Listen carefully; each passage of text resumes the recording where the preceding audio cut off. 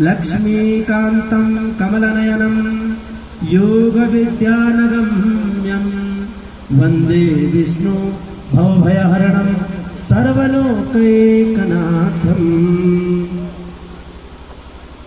सभी लोग नाम संकीर्तन करेंगे। तालियां जरा आप तेज से बजाइएगा।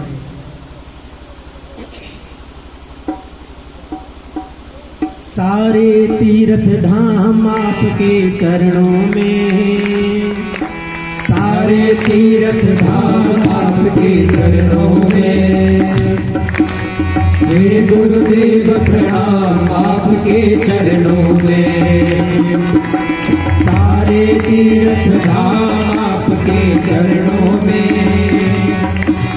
हे गुरुदेव प्रणाम आपके चरणों में। हृदय में महागौर लक्ष्मी कंठ शारदा माता है, कंठ शारदा माता है। हृदय में महागौर लक्ष्मी कंठ शारदा माता है, कंठ शारदा माता है, कंठ शारदा माता है। जो भी मुख से वचन कहे वो भजन सिद्ध हो जाता है, भजन सिद्ध हो जाता है। हे गुरु ब्रह्मा हे गुरु विष्णु, हे गुरु ब्रह्मा हे गुरु विष्णु, हे शंकर भगवान आपके चरणों में। हे गुरुदेव प्रणाम आपके चरणों में। सारे तीर्थ धाम आपके चरणों में, चरणों में। हे गुरुदेव प्रणाम आपके चरणों में। हे गुरुदेव प्रणाम आपके चरणों में।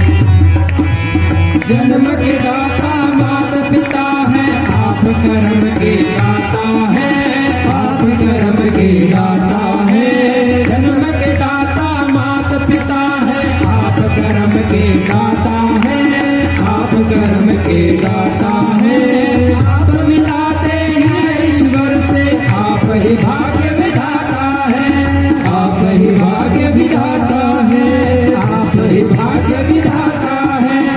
जन्म के दाता माता पिता है, आप कर्म के दाता है, आप मिलाते हैं ईश्वर से, आप ही भाग्य विधाता है, आप ही भाग्य विधाता है। दुखिया मन को रोगी तन को, दुखिया मन को रोगी तन को मिलता है आराम आपके चरणों में। हे गुरुदेव प्रणाम आपके चरणों में। हे गुरुदेव प्रणाम आपके चरणों में। सारे तीर्थ धाम आपके चरणों में, चरणों में। हे गुरुदेव प्रणाम आपके चरणों में। हे गुरुदेव प्रणाम आपके चरणों में। निर्बल को बलवान बना दो, मूर्ख को गुणवान प्रभु, मूर्ख को गुणवान प्रभु। निर्बल को बलवान बना दो, मूर्ख को गुणवान प्रभु, मूर्ख को गुणवान प्रभु। देव कमल और तुलसी को भी ज्ञान का दो वरदान प्रभु, ज्ञान का दो वरदान प्रभु। निर्बल को बलवान बना दो, मूर्ख को गुणवान प्रभु। देव कमल और बंसी को भी ज्ञान का दो वरदान प्रभु, ज्ञान का दो वरदान प्रभु। हे महादानी हे महाज्ञानी, हे महादानी हे महाज्ञानी। रहो सुबह शाम आपके चरणों में, चरणों में। हे गुरुदेव प्रणाम आपके चरणों में। हे गुरुदेव प्रणाम आपके चरणों में। सारे तीर्थ धाम आपके चरणों में, चरणों में। हे गुरुदेव प्रणाम आपके चरणों में। हे गुरुदेव प्रणाम आपके चरणों में। हे गुरुदेव प्रणाम आपके चरणों में। हे गुरुदेव प्रणाम आपके चरणों में।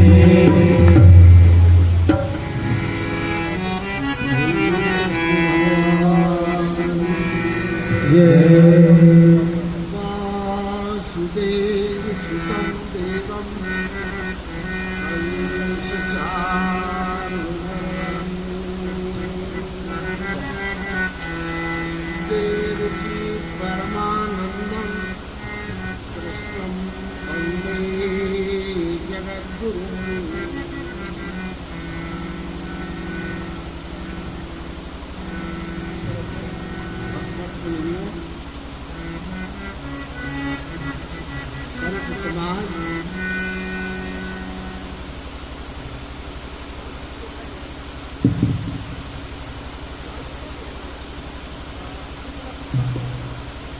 का दिन अति उत्तम है। बिना विचार किए कोई काम हो जाए तो उसमें ईश्वर की महान कृपा मानी जाती है।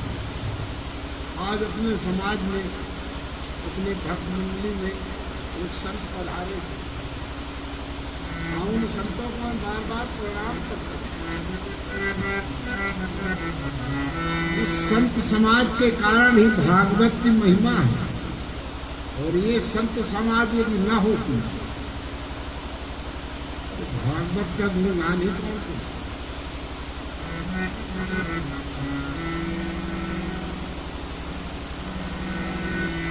भगवान कहते हैं कि संतुष्टम संतम सवास्तम सेविता। ये मनुष्य जो मेरे संतों की सेवा करता है उस पर मैं सदा पूर्ण रहता हूँ। बिना हमारे प्रयास के संत भी आ गए, बहुत अच्छा कार्य करते हैं। इसलिए उस संत समाज को मेरा प्रणाम। भागवत में ध्रुव जी का चरित्र कहा गया था। आज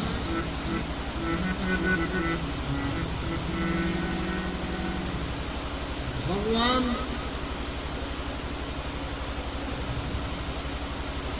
उस पावन लीला का चर्चा करेंगे जिस लीला को श्रवण करके संत लोग, क्योंकि जितने महापुरुष हुए भगवान का हर कीर्तन गायते हुए,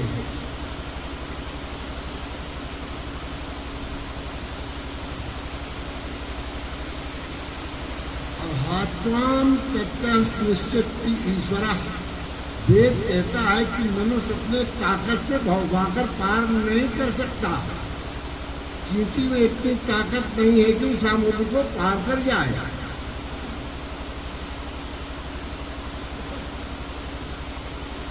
भक्तजनों, समुद्र में लहरें नहीं होती, लहरें हवाओं में होती हैं। जब हवा बंद हो जाती है तो लहरें अपने आप शांत हो जाती हैं।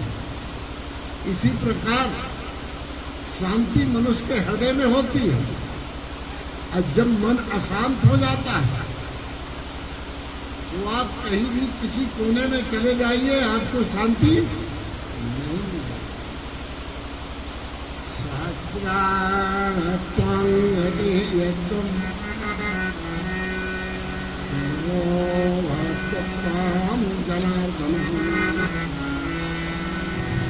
जिस व्यक्ति का मन चित्त शांत हो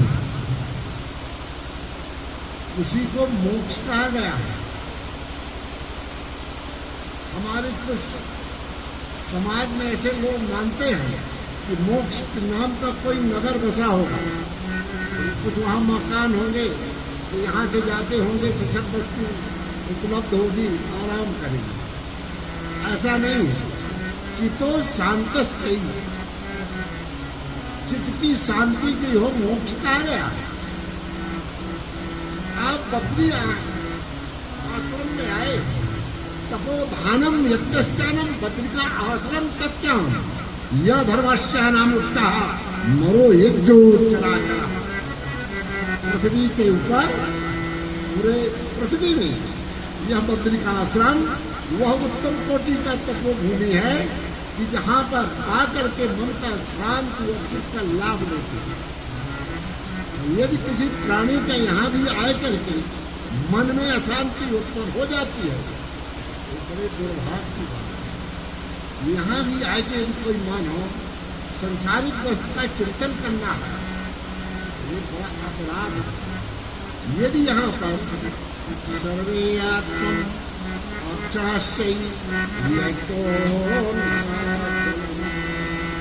महाअत्वजन्म, यदि आधा घड़ी यहाँ कोई ईश्वर का चिंतन कर लेता है तो हजारों वर्ष के बराबर होता है। विडंबना है कि हमारे हृदय से संसारिक वस्तु निकल ही नहीं पाती, कोशिश करने पर भी नहीं निकलती। मैं देखता हूँ कि यहाँ भी आए करके लोग हरि कथा के बारे में चर्चा नहीं करते और आपस में बैठ कर करके उनको यही सताता है। मनुष्य संसारिक है, अब कलयुग का टाइम है। न जाने तुलसीदास बाबा को क्या सीधा था, और वो कहने लगे कलयुग के समृद्ध युग नहीं, अच्छा युग है। यह श्रीमद् भागवत कथा कलयुग जैसे महारथी युग का उसके अवैध समामित्व करने वाली कथा है। जो व्यक्ति इसको श्रवण कर ले, महाराजा परीक्षित को सुखदेव जी कहते हैं, सुखदेव उवाच सहस्रवणम निरतम भागवतम तत्यम विश्वात्मानं या सर्वज्ञान। महाराज परीक्षित, इस भागवत में जो मैं कह रहा हूँ सब सत्य है। यदि तुमको पूर्ण विश्वास हो गया कि हम कह सकते हैं, तो तुमको कोई नहीं मार सकता, तुम समझो अजर अमर।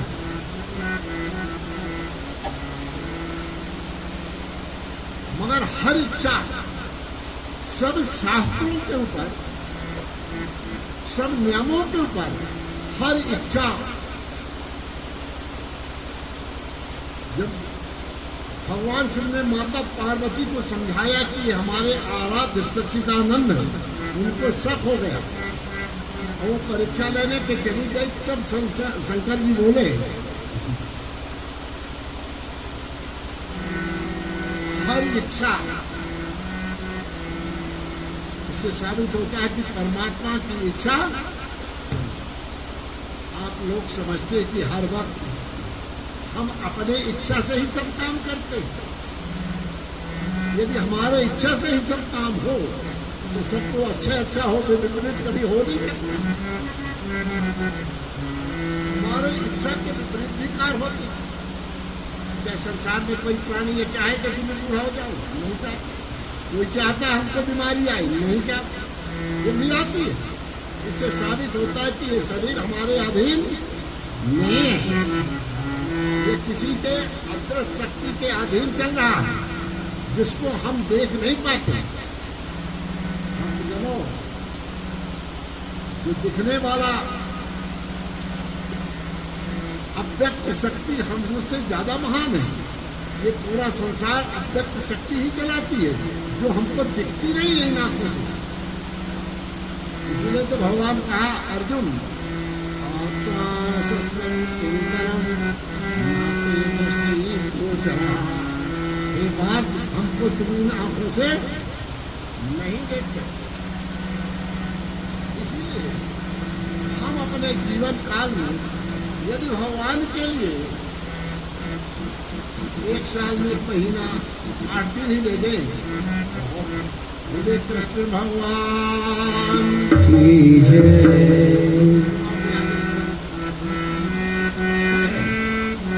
हरिओम। सब लोग ताली बजाइएगा, जरा साथ अच्छे से दीजिएगा, नहीं तो फिर भजन सुनाना ठीक नहीं है। ठीक है?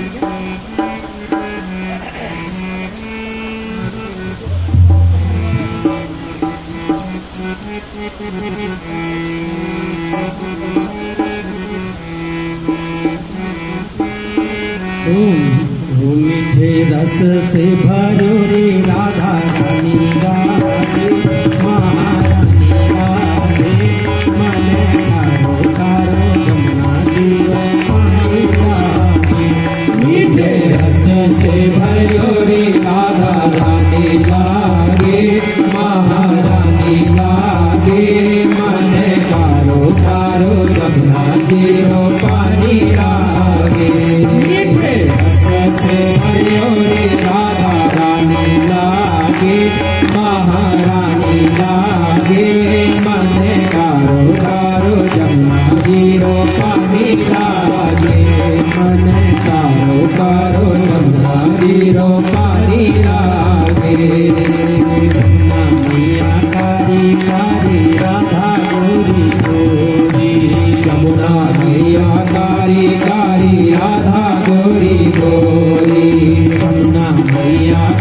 कारी कारी राधा गोरी गोरी जमुना मैया कारी कारी राधा गोरी गोरी वृंदावन में धूम मचावे बरसाने की छोरी वृंदावन में धूम मचावे बरसाने की छोरी वृंदावन में धूम मचावे बरसाने की छोरी वृंदावन में धूम मचावे बरसाने की छोरी धाम राधा जी की जय हो लागे राजधानी लागे महारानी लागे मजे कारो कारो बंगाली पानी लागे मीठे रस से भरी होली राधा रानी लागे महारानी लागे मजे कारो कारो बंगाली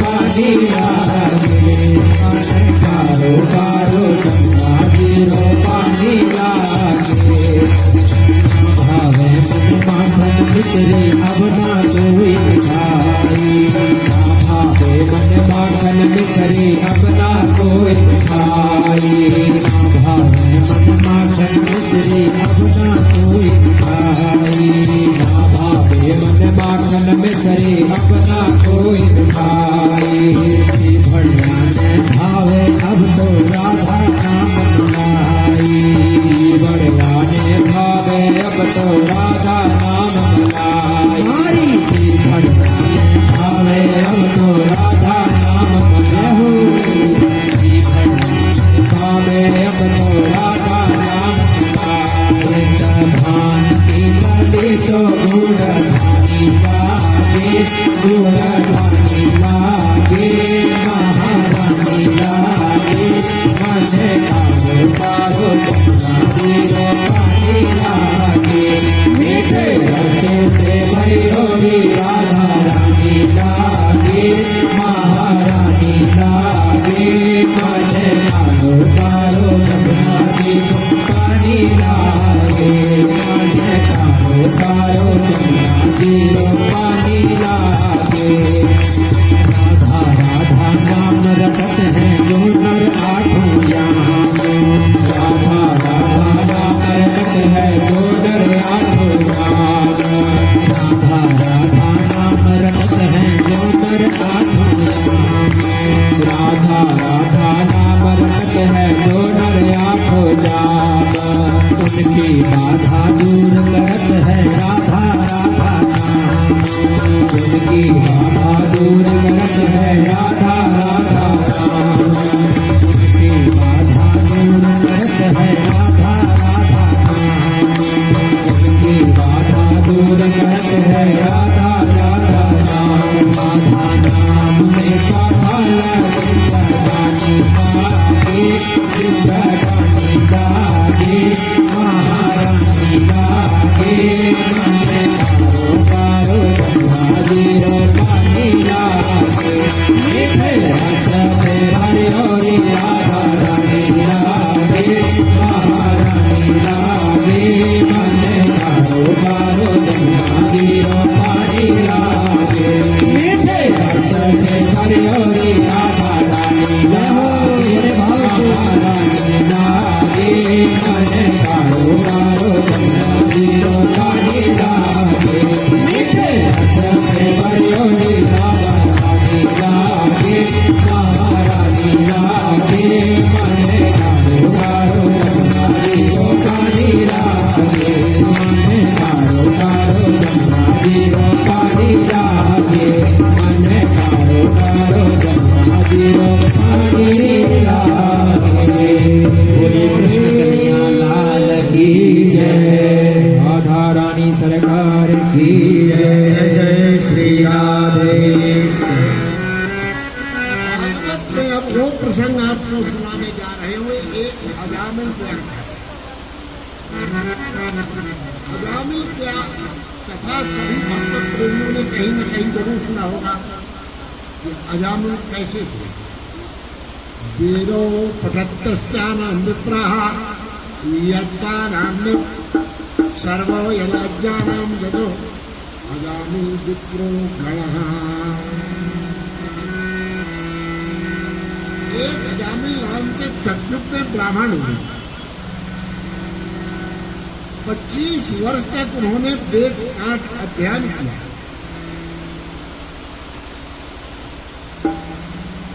वेद पाठ अध्ययन करने, देखो मित्रों, कुसंग 25 वर्ष का वेद पाठ का अध्ययन एक आधे घंटे के कुसंग को सामना नहीं कर सका।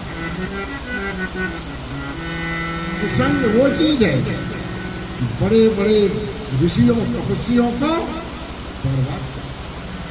हे मानव, जहां भी कोई हो, कुसंग से हरदम बचना। यदि कुसंग से हमारा बहुत बड़ा लाभ हो रहा हो तो भी उस लाभ को त्याग देना चाहिए। धन का नुकसान तो सहा जाता है, मगर यदि आत्मा का पतन हो जाए वो सहन करना। कुसंग से आत्मा का पतन होता है।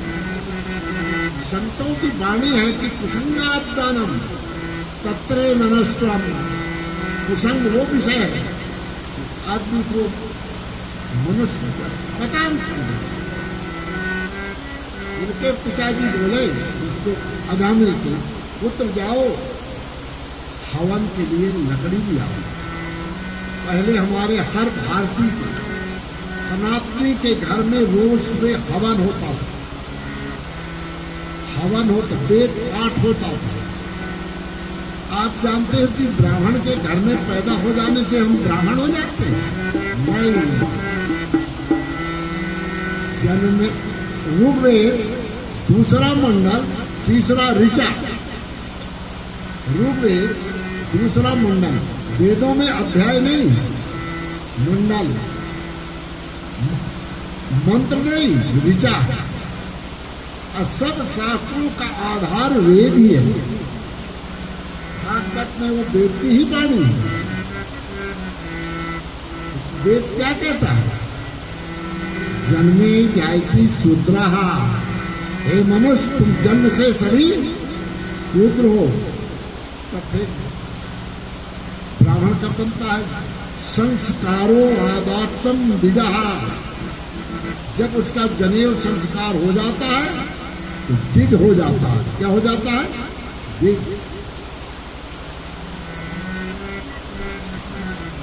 चतुश्चानाम चतुर्वेद ज्ञानम ध्यानम सो पंडिता। चारों वेद को ठीक ठीक जानता हो तो पंडित कहलाता है। ब्रह्म आक्षण सबको सो ब्राह्मणा। यदि वो ब्रह्म को साक्षात अनुभव किया हो वो कौन कहलाता है? ब्राह्मण। यदि इस हिसाब से यदि आज विचार किया जाए तो बहुत गुने चुने ही ब्राह्मण आपको। ब्राह्मणम भोजनम कोटियो दर्शनश्चैयानम नारायण। यदि 5 ब्राह्मण कोई वेद पाठी मिल जाए तो सदैव नारायण के दर्शन करा दे। मगर ब्राह्मण हो, ब्राह्मण समदर्शी होता है। जो वेद को जानेगा तो समदर्शी जरूर होगा।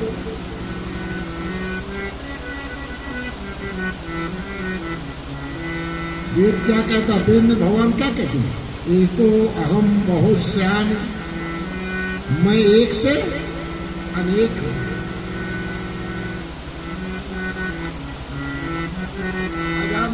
जब लकड़ी लेके आ रहे थे सामिधा तो क्या देखा कि एक सरोवर में कुछ शूद्र कन्याएं निर्वस्त्र होकर के नहा रही हैं और उनके मदिरा पीने के कारण उनके सबके आंख लाल हो रही है।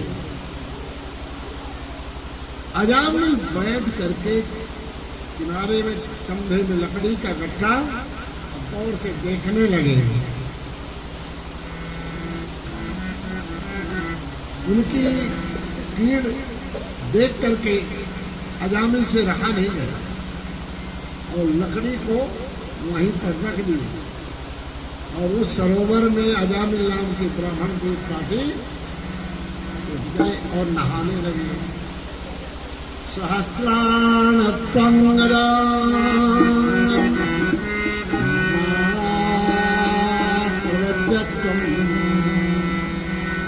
सूर्यकाश्चैव्यम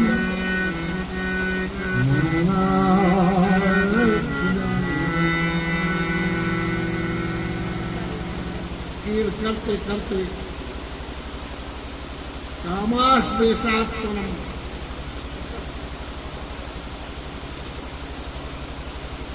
हमारी सनातन संस्कृति में सृष्टि के शुरुआत से ही सनातन धर्म था। संसार में कोई धर्म नहीं। सतयुग में ऋषभ देव से जैन धर्म सबसे पुराना पृथ्वी में ये कोई धर्म है तो जैन धर्म है। सतयुग से जैन धर्म उत्पन्न हुआ। अब फिर कलयुग में आए के सब धर्म, उसके पहले कोई धर्म नहीं, सिर्फ सनातन। जब अजामिल उन कन्याओं के साथ असक्त हो गए, पिताजी यहाँ बैठे कि पुत्र समुधा लेके आएगा तो हवन करेंगे, वहां तो और कुछ हवन होने लगा।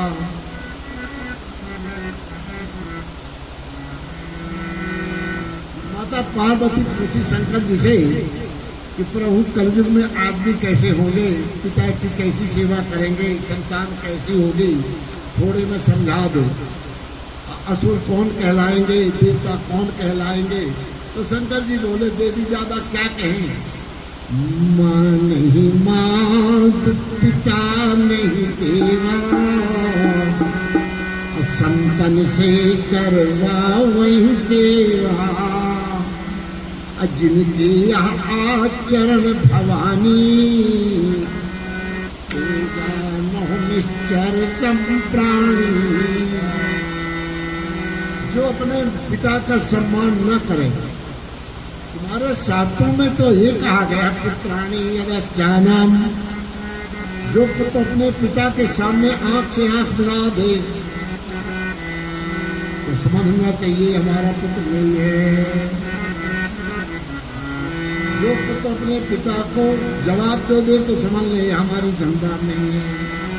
और इस कलयुग में कहीं वो शास्त्र की बात तो लागू। माता पार्वती बहुत देर चुप रही, कहन प्रभु कलयुग में धर्म का कैसा, कहते भी फिर भी चलेगा, चल रहा ना। कोई कोई संतान ऐसी भी हो जाती है। अजामिल वो शूद्र कन्याओं में से 2 कन्या साथ लाए और पिता को घर से मार के निकाल दिया और घर में रख लिया। अजामिल के यहाँ महात्मा लोग आते थे, उनकी सेवा होती थी। जहाँ संत नहीं जाएगा वहाँ कभी भगवान नहीं जाएगा। जब तक जहाँ संत का चरण नहीं पड़ेगा वहाँ भगवान कदापि नहीं जाएगा। और संत कैसे आते थे? महिष अंगिरायात्म इंदु सदोषम मार्गो, नारद महिष अंगिरा वशिष्ठ ऐसे संत उनके घर में आगमन होता था। जब वो वहां से अजामिल के पिताजी हरिद्वार आ गए, जब भी किसी को विपत्ति घर में पड़ती वो हरिद्वार की तरफ ही आता। जैसे हम आए हैं, हमारे जितेंद्र सिंह आए हैं। अब विपत्ति कोई भी हो सकती है, कोई अपने मन से ही आ जाता है, कोई धक्का देने पर भी नहीं आता। और अजामिल उनको रहते आराम से अपना जीवन बिताने लगे। कुछ काल उनकी काफी जैसे जैसे ब्रह्मतत्व उनका छिन्न हो गया पाप के कारण, एक दिन उनका कृपा करने के लिए 2 महात्मा आए। एक महात्मा का नाम था महिष अंगिरा और दूसरे का नाम था देव ऋषि नारद। उन्होंने अपने दिव्य दृष्टि से देख लिया अजामिल के यहाँ कोई संतान होने वाली है।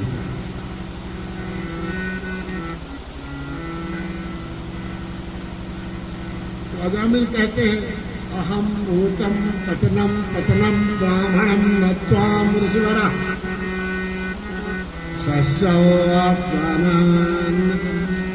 फिर इस बार मैं ब्राह्मण पद से पतित हो गया हूँ।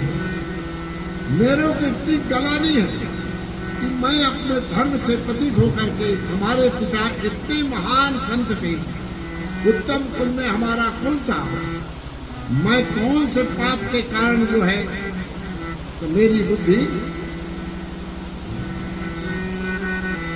हृदय, संत का हृदय बहुत कोमल होता है। संत ऊपर से कठोर जरूर बोलता है, बस के उससे हृदय में दया। देवऋषि नारद बोले, जब मैं यहाँ आ ही गया हूँ तो तुम्हारा अजामिल उद्धार होगा ही। एक काम करो, तुम्हारा जो संतान होने वाली है उसका नाम आप नारायण रख लो। ये नाम ठीक नहीं है। तो अजामिल की पत्नी बोली, मेरा क्या जाता है, नारायण ही रख लेते हैं, रख लो, क्या बाबा जी कह रहे हैं। अब बावन की बात मान लेना चाहिए, बावन के बाद तो बड़ा रहा।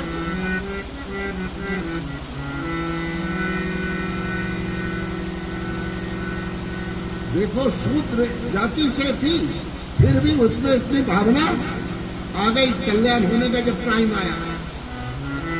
चलो ठीक है, एक बात और करना, अजामिल इस लड़के जब हो जाए, नारायण पानी ले आओ, नारायण पढ़ो, तुम इसको इसी का नाम से बुलाना। अब वो छोटा अजामिल के 6 पुत्र, 7वां पुत्र का नाम रख दे नारायण। अब जब वो लड़का छोटा सा हो, खेल नारायण इधर आओ, नारायण इधर आओ, नारायण नारायण नारायण, श्रीमन नारायण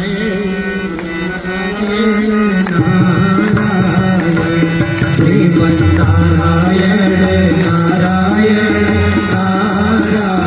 नारायण,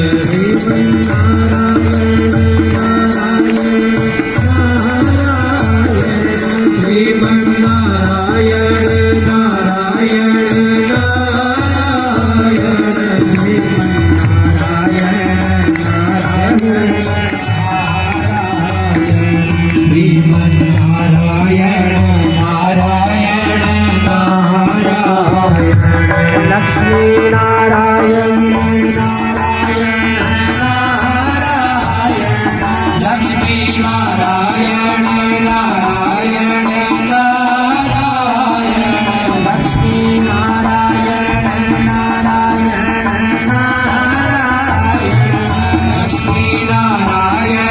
नारायण नारायण, लक्ष्मी नारायण नारायण नारायण, श्रीमन नारायण नारायण नारायण, श्रीमन नारायण नारायण नारायण, लक्ष्मी नारायण नारायण नारायण,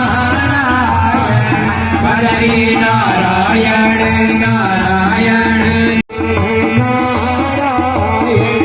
बद्री नारायण नारायण नारायण, श्रीमन नारायण नारायण नारायण, श्रीमन नारायण नारायण नारायण,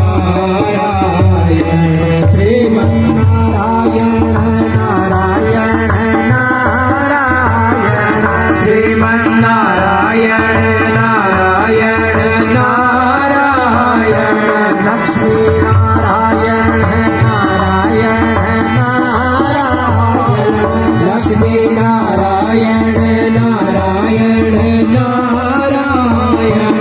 बद्री नारायण नारायण नारायण, बद्री नारायण नारायण नारायण, श्रीमन नारायण नारायण नारायण, श्रीमन नारायण नारायण नारायण, श्रीमन नारायण नारायण नारायण,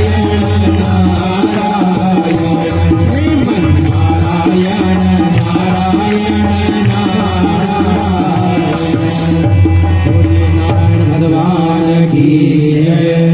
नारायणं नरोत्तमं नत्वं नारायणः, सर्वे जगत्पुरुषं स्मरणं नारायणं, करुणो खाद्यश्चयं यत् उत्तम नारायण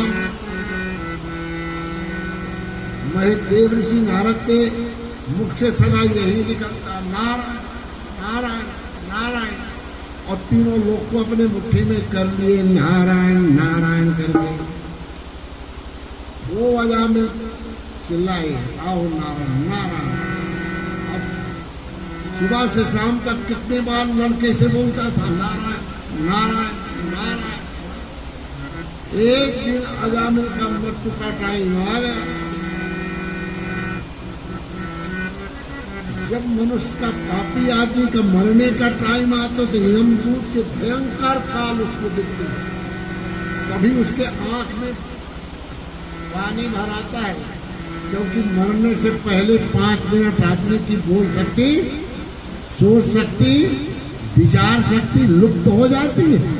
तो आंख ऐसा मारता है, रोज बोलने का कोशिश करता है, मगर बूढ़ा से बोल नहीं आता। जब उस यमदूतों को अजामिल ने देखा तो भयभीत हो गया, बोला नारायण बचाओ। इतना कहते भगवान के पास चतुर शंख चक्रम गदा पद्मम बृहच्चयम नारायणम अहम दूतश्चयम।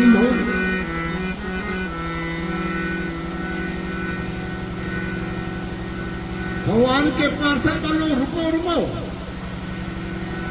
आ गया। यमराज की दूतों को उन्होंने मार के गदा से भगा दिया। मरने से पहले यमराज के दूतों का और भगवान के पार्षदों को संवाद हुआ। कहना आप धर्मराज के दूत हैं जी, लेकिन धर्म के क्या लक्षण होते हैं बताइए। धर्म के 10 लक्षण बताए गए। वचनम धारणम यस्य कृतात्मं यद्वित्तात्मानं भूषणं गुणः सर्वे समस्यां मनुष्या सर्वे लक्षणं। 10 लक्षण क्षमा दया व्रतम दान पंचम सौ धर्मस्तम, ये सब 10 लक्षण धर्म के कहे गए हैं। जो ये 10 लक्षण में कहता है 10 में से अजामिल के पास एक भी नहीं है, इसलिए इनको हम जरूर ले जाएंगे। हमारे स्वामी की आज्ञा है, तुम अपने स्वामी से पहले धर्म के पर विचार करके आओ। इनको तुम नहीं ले जा सकते, क्योंकि स्मरणम आतम तो जन्म जन्म जतन कराए अंतरा में कहीं आवत ना। जन्म मनम मुनि जतन कराए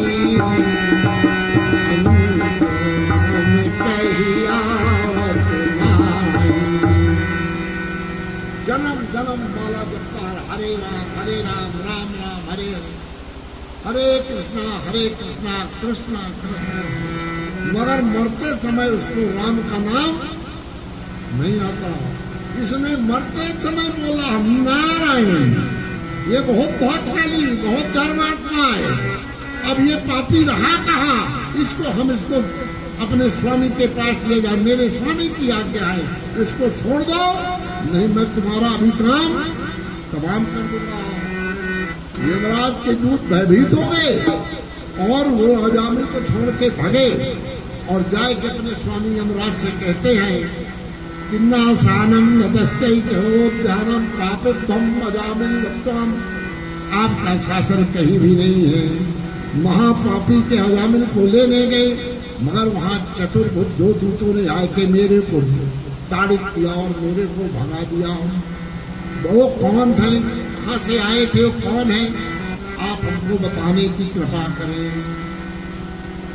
थोड़ी देर धर्मराज अपने तीसरी दृष्टि से देखे कि वो तो भगवान के पार्षद थे। यमराज बोलते हैं सुनो मेरे आदूतों, स्मरणम नारायणम कृतश्चम राघवम यद गोविंदम बते। जो नारायण राम गोविंद कहता हो उनके घर कभी भूल के मत जाइयो। जिन महात्माओं ने आपको छोड़ दिया उनकी बड़ी कृपा है। यमराज अपने आसन से उठ के और भगवान नारायण को क्या कहते हैं, हे गोविंद, हे जनार्दन, आप हमारे दूतों का अपराध क्षमा कर दो। ये नहीं जानते प्रभु, यदि मालिक का सेवक कोई अपराध करता है तो मालिक का ही अपराध माना जाता है। आजकल तो साहब लोग बोलते उसने किया, हमने तो टाल देते। इसलिए इसको हमको क्षमा कर दो प्रभु। ये सब अजामिल अचेत अवस्था में देख रहा था और सुन भी रहा था। कुछ देर बाद वो चतुर्भुज पार्षद भगवान अंतर्ध्यान हो गए। अजामिल स्वस्थ होकर बैठा, अब उसको चेतना वापस आई और उसके तब वो कहता है, हाय हाय अहम कृतान ब्राह्मणम पत्यम वेदो पठत सत्यान्वयम। वह धिक्कार मेरे ब्राह्मणपन होने को, मैं विप्र वंश में जन्म लेके वेद पढ़ करके यह अत्यंत नित्य कार्य किया, मुझको धिक्कार है। पश्चाताप करने लगा और उसी वक्त किसी से बोला नहीं और वहां से अजामिल चलते सीधे हरिद्वार आ गया। यहाँ उसने भागवत के 10वें स्कंद का रोज पाठ करना शुरू कर दिया और जब उसका अंतिम समय आया तो वही चतुर्भुजी पार्षद दिखे और उसको बैठा करके परम धाम को लेने बोले भगवान की जय। संत की सेवा नारायण से 10 गुना ज्यादा सेवा मानी जाती है। हम कहते हैं हम भगवान की सेवा करते हैं, भोग लगाते हैं, अरे भगवान की क्या सेवा हम करें। ये महान भागवत भक्त संत सेवा बहुत करते थे और जब तक उनके यहाँ संत भोजन न कर ले तो कभी भोजन वो नहीं करते थे। इतने भगवत भक्त पत्नी को बोले कि अपने लिए कभी भोजन मत बनाना, जब कोई संत आ जाए तभी चूल्हा जलाना। उनका नियम यह काफी दिन तक चलता है। एक दिन दिवाली का दिन था, कोई बाबा नहीं आए। अब शाम तक उनके एक पुत्र दोनों पति पत्नी भूखी बैठे कि कोई साधु आए, हम उसको भोजन कराएं, फिर बाद में भोजन करें। जब शाम तक कोई साधु नहीं आया तो पत्नी बोली, दिवाली का टाइम है, कोई मिठाई के साधु लाओ, उन्हीं को भोग लगाए करके हम प्रसाद पा लेंगे। तो बाजार में सेठ जी गए तो मिठाई के बाबा नहीं होते बना रखते, हम लोग सिर हिलता रहता है, 2 बाबा खरीद लाए।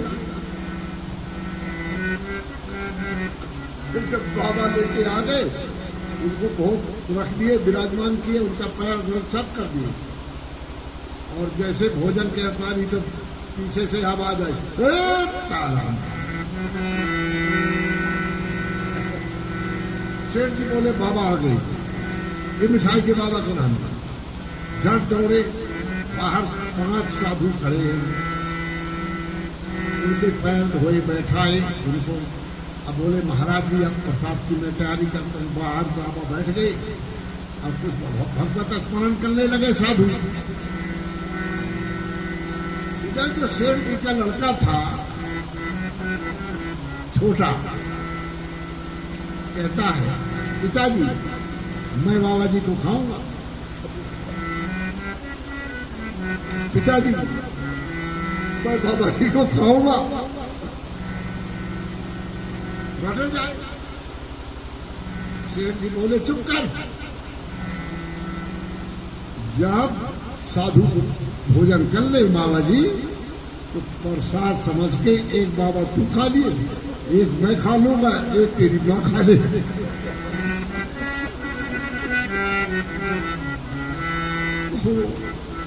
जो बाहर बाबा बैठे वो तब्बा उठाए,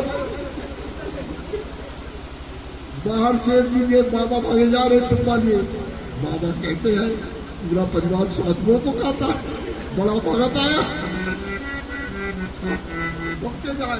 शेर जी बोलो बाबा जी रुको, बाबा जी रुको, बाबा जी क्यों पीछे मुड़ के देख। बाबा बोले आखिर शेर जी वे गिर पड़े। जब वो गिर गए चिल्लाने में महाराज जी महाराज जी, साधु को दया आ गई, बाबा लोग लौट पड़े। बोले तू कैसा भगत है, तेरा पूरा परिवार बाबाओं को खाता है। शेर जी बोले प्रभु जब कोई बाबा नहीं आया था तो मिठाई के बाबा आए, तो उस लड़के को मैं ये कहा था कि महाराज असली बाबा आ गई है, वो मिठाई वाले बाबा को मैं कह रहा था प्रसाद समझ को, एक आप खा लेना, एक तेरी माँ खाए, मैं खा लेना, आपको नहीं। ओ महात्मा बोले ऐसा है बच्चा, चल। महात्मा आ गए, भोजन किए। उन महान भगवान कृष्ण करते हैं पूर्वधे रस्यम पार्थो यादात्तरम दर्शनम ताभक्तान हे पार्थ पूर्व जन्म में वही बनिया था, बड़ा संत सेवा करता था, उसके बदले में अब तेरी रोज सेवा करता हूँ। कहीं जाना हो पहले जीजा जी बाद में साला था, क्योंकि भगवान अर्जुन के साले थे ना, जहां भी जाए आगे आगे जीजा जी पीछे साले साहब। उन संतों की सेवा के ये प्रभाव हुआ कि भगवान स्वयं ही सेवा बन गए। भैया संत का हृदय नवनीत समान है, हृदय मक्खन के समान होता है। जो व्यक्ति भगवान संतों की सेवा कर ले, मैं तो अपने चौधरी को यही कहूंगा जितेंद्र सिंह के कि तुम बद्री नारायण में रहकर खूब संतों की सेवा करो। नारायण के दर्शन के जाने की कोई जरूरत नहीं है, नारायण तुम्हारे ही दर्शन करने आ जाएंगे। इस प्रकार से श्रीमद् भागवत में आजामिल व्याख्यान संपूर्ण हुआ। बोलिए कृष्ण भगवान। आगे चल के भक्त प्रहलाद की कथा आती। सुखदेव जी कहते हे राजा परीक्षित, भक्त प्रहलाद असुर कुल में जन्म लिए। अब आज इसको आप अच्छे ढंग से समझो। हिरण्यकश्यप कौन था? हिरण्याक्ष कौन था? भगवान के पार्षद थे जय विजय। एक दिन सनत कुमार वैकुंठ में भगवान के दर्शन के लिए गए। वैसे पहरेदारों का काम ही होता है, आगे संतों को रोक देते। कोई भी हो, कोई साहब के पास पहुंचे पहले गंगा लिए खड़े मिलते हैं। अभी साहब नहीं है। एक दिन मैं कहीं आ रहा था, कोई जितेंद्र सिंह कहीं थे या सतुतम कहीं चलो मिलते जाए। जब इनके मिलने गए तो इनके पहरेदार बोला साहब अभी इधर गया, साहब इधर गया, इधर गया। भैया साहब इंतजार करते, कोई ये न बता दे कि तेरा साहब। भगवान का दर्शन न कर पाना, उनको रोक देना संतों को, ये उनको बहुत। और वो है कैसे चारों ऋषि हैं, देखने में तो 5 साल के लगते, मगर हैं पूर्वजों के भी पूर्वज। यह सृष्टि के आरंभ में सबसे पहले उन्हीं का जन्म हुआ है। ब्रह्मा जी के मानस पुत्र हैं। जब वैकुंठ में उनको रोक दिए तो जय विजय क्रोधित हो गए, बोले स्वाम रसम हरि ना दर्शन संयम या बारात्मनम। अरे मूर्खो, तुम यहाँ रहने लायक हो नहीं, तुम्हें तो भेद बुद्धि है, तुमको सब चोरी नजर आता है। इसलिए मूर्खो मैं श्राप देता हूँ कि जाओ 3 सेकंड हमको भगवान के दर्शन में विलंब हुआ है, तुम्हारे कारण से मैं 3 जन्म जाओ, तुम राक्षस हो जाओ। जब भगवान ने देख लिया कि अब श्राप दे लिए है सनत कुमार, तब उठ के स्वयं आ गए दरवाजे पर। अब भगवान क्या कहते हैं?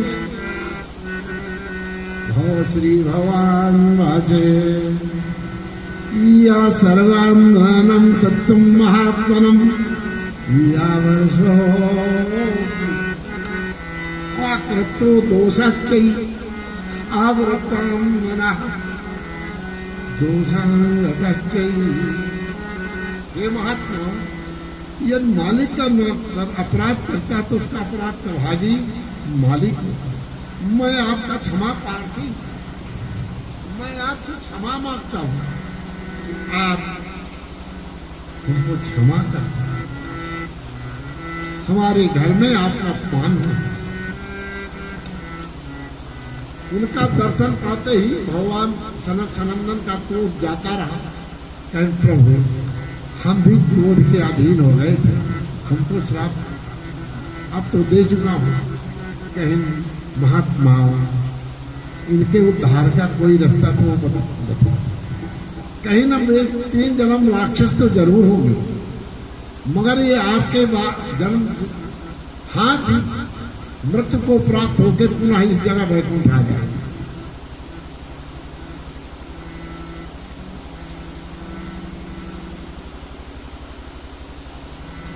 प्रहलाद का जन्म इतना रहस्यमयी है। जो हिरण्याक्ष हुआ, हिरण्यकश्यप का बड़ा भाई, इनकी थोड़ी उत्पत्ति भी बता देता हूं कि पैदा कैसे हुए। महाराजा दक्ष थे, ब्राह्मण थे, विष्णु भक्त थे, वैष्णव थे। इतने विष्णु उपासक थे महाराजा दक्ष।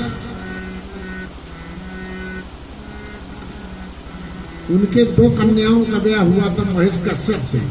महेश कश्यप महेश मारीची के पुत्र है, जो कि वो मारीची अपने तपोबल से उत्पन्न किया था महेश कश्यप को। महेश मारीची कश्यप को अपने तपोबल से उत्पन्न कर दिया था। कहीं दक्ष, हम बिना स्त्री के भी पुत्र उत्पन्न कर सकते हैं। पहले होता था, मानसिक सृष्टि होती थी पहले। मिथुन की सृष्टि तो महाराजा मनु से शुरू हुई, पहले तो मानसिक सृष्टि।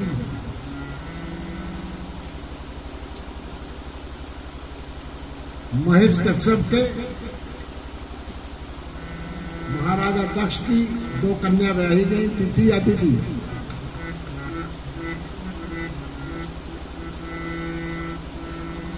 दोनों जो माता अदिति थी, माता अदिति, एक का स्वभाव इतना सरल था और एक का बड़ा उग्र था। विवाह दोनों का हो गया। ब्रह्मा जी आए महेश कश्यप से बोले, तरुणाजनम का इष्टम या भावम संताज का, हे पुत्र है, ये अपनी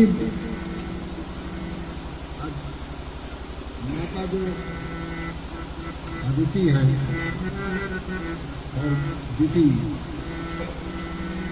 इन बड़े से आप संतान उत्पन्न नहीं करना, नहीं संतान को नाश कर दें जिसकी संतान। आखिर उनमें एक संतान की उत्पत्ति भई और उनसे 2 राक्षस उत्पन्न हुए, हिरण्याक्ष और हिरण्यकश्यप। हिरण्याक्ष ने इतना अत्याचार किया तो भगवान बड़ा रूप धारण करके उसको मार दिए थे। और अपने भाई का बदला लेने के कारण हिरण्यकश्यप घोर तप किया, ब्रह्मा से 24 वरदान प्राप्त कर लिया। बोला, विष्णु जहां मिलेगा वही मार डालूंगा, विष्णु का नाम निशान मिटा दूंगा। गदा लिए यही फिरता रहता था। भगवान के वैकुंठ धाम पे पहुंच गया। देखा तो वहां भगवान थे ही नहीं। भगवान छोटा सा रूप बनाए तो उसके हृदय में घुस गए और वह दुनिया में ढूंढता रहा। यही हाल मेरा तुम्हारा है, यही हाल परमात्मा तो आपके हृदय में बैठा है, मगर सबके लिए नहीं।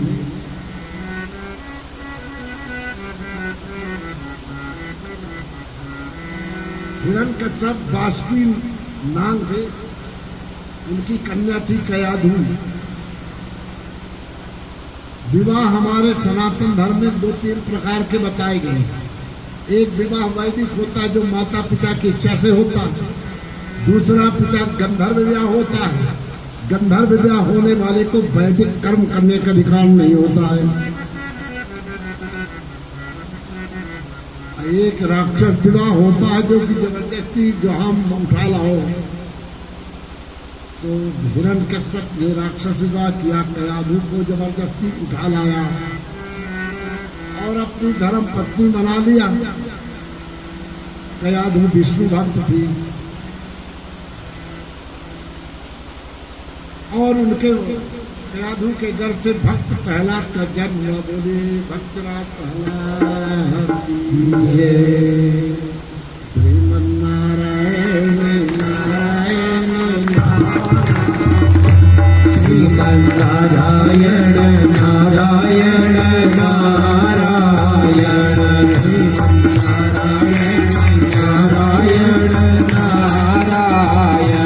श्रीमन्नारायण नारायण नारायण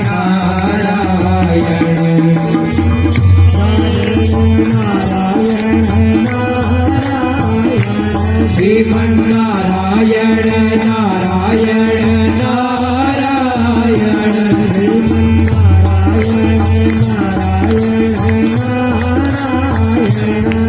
श्रीमन्नारायण नारायण नारायण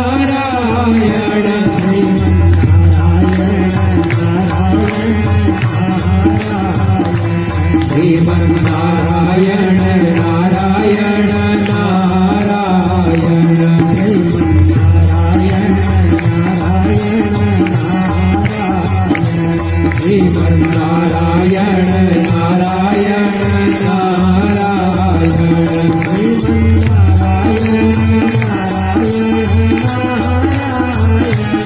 श्रीमन्नारायण नारायण नारायण श्रीमन्नारायण नारायण नारायण श्रीमन्नारायण नारायण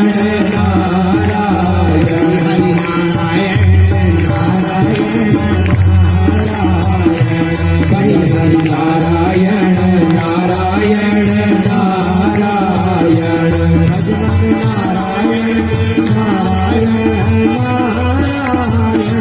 भजमन्नारायण नारायण नारायण श्रीमन्नारायण नारायण नारायण श्रीमन्नारायण नारायण नारायण श्री भगवान की जय। महाभक्तं प्रतात्मानां भक्तो प्रह्लादात्मनः सर्वे राज्यानां सर्वोच्चौ।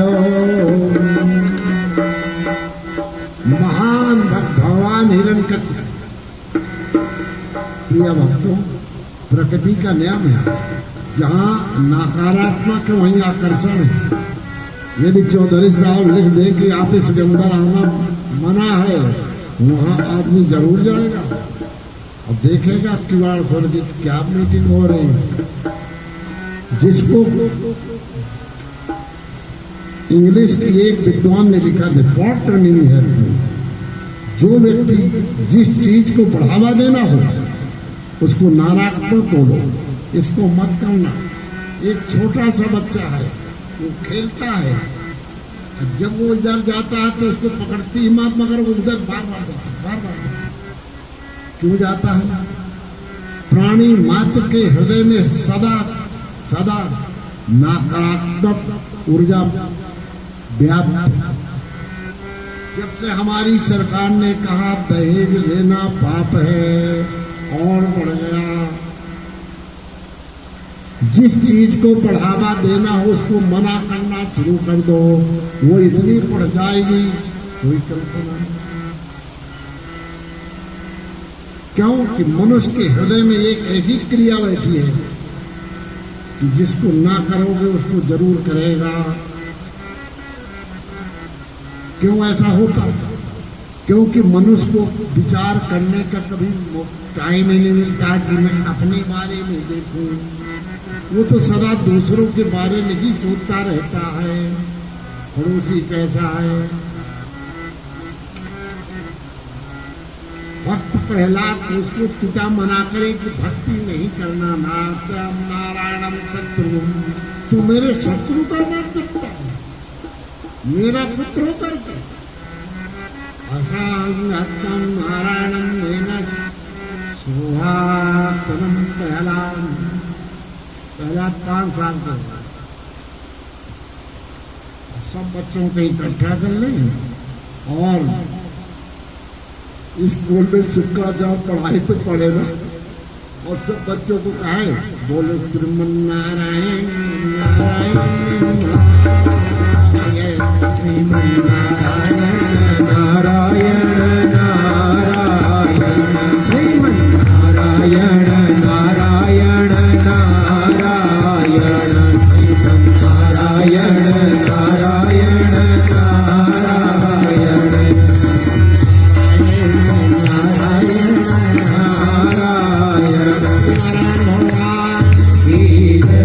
जब शुक्राचार्य देखेंगे तो पढ़ता लिखता नहीं है, अभी हमें मरवाएगा। यह तो कुछ नहीं करता, बस मन नारायण नारायण जपता है। हम अपने असुरराज को क्या, गुरु यदि शिष्य से डर जाए, वैद्य यदि रोगी का मुंह देखने बोले, गुरु चेले का मुंह देखी बात करे तो धर्म का विनाश होता है। अब वैद्य यदि डॉक्टर रोगी के इच्छानुसार बोले तो रोगी मर जाता है। अब मंत्री यदि राजा के मुंह देखी बोले तो मंत्री व राज का नाश हो जाता है। अब शुक्राचार्य डर के मारे। कुछ दिन बाद प्रहलाद जी का आगमन हुआ। हिरण्यकश्यप ने कहता है, या कत्राणाम गुरुस्व आचरण पठंताप दानाम क्या विद्याम न दे। हे पुत्र, आपने गुरु जी के घर में क्या पढ़ा है, कुछ मेरे को भी बताओ। बड़े लाड़ प्यार से प्रहलाद जी से पूछा। प्रहलाद जी क्या बोले, पिताजी विष्णु गायंत्यम विष्णु कहते नारायणम सदस्यानाम गायंत्यम सत्यम। विष्णु का ही भजन करना चाहिए, विष्णु का ही गुणगान करना चाहिए। मोदी से उठा के फेंक दिया तो वहां प्रहलाद गए। बोले दुष्ट, तू मेरे शत्रु का नाम जपता है, तू मेरा पुत्र हो गए। अरे संसार में हिरण्यकश्यप के सिवाय संसार में कौन ऐसा भगवान है जो तेरे को मिल गया है?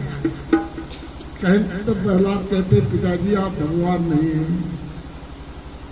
मेरा जानते प्रहलाद कौन है? साधारण जीव इतना निर्भीक नहीं हो सकता। भगवान के अंश ही है प्रहलाद, इसीलिए उनको कोई भय नहीं लगता।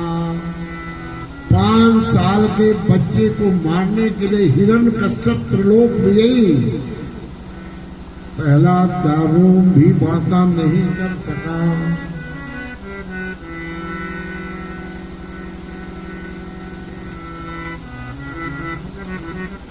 मनुष्य के जीवन में सबसे बड़ा दुख क्या है? भय। हरदम भयभीत रहता है, अनजाना भय। जो घटना नहीं घटती उसके बारे में भयभीत रहता है, चैन से सो नहीं पाता, खा नहीं पाता। किसी को भय है कि मेरी बेइज्जती ना हो जाए, तो किसी को भय है कि मेरी बीमारी ना आ जाए, मेरा दुकान ना बंद हो जाए। वैसे ज्यादा लोग भगवान की आजकल भक्ति दुकानदारी के लिए ही करते हैं कि प्रभु हमारी दुकानदारी ठीक चलती रहे, जो तुमने दिया वो छीनना नहीं। भयगो वदत्वा ईश्वर, वेद क्या कहता है? जहाँ भय है वहाँ ईश्वर नहीं है। कहा जाए ईश्वर होता वहाँ भय होता नहीं। अब तुम अपने आप से सब पूछो कहाँ कहाँ भयभीत हो। मेरा ऐसा विचार, हर आदमी कहीं ना कहीं जरूर भयभीत है। क्यों? कि हमारे हृदय में भगवान का वास नहीं है। हमारा ध्यान ही कहीं नहीं वहां जाता कि परमात्मा, आत्मा परमात्मा चमुक्ता नाम परमागति। विष्णु सहस्त्रनाम में आत्मा ही परमात्मा है, और उस विषय को कोई समझ ले तो उसका भय खत्म हो जाता है।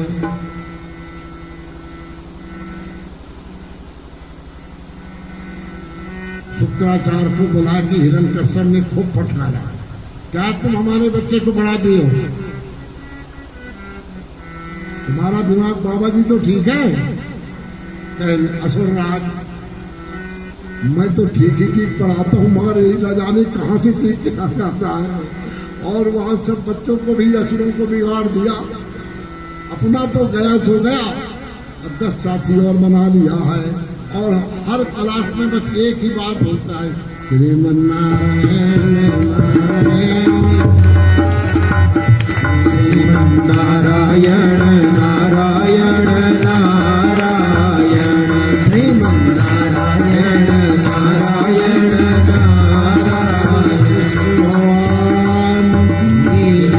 इसके सिवाय ये तो कुछ बोलता नहीं।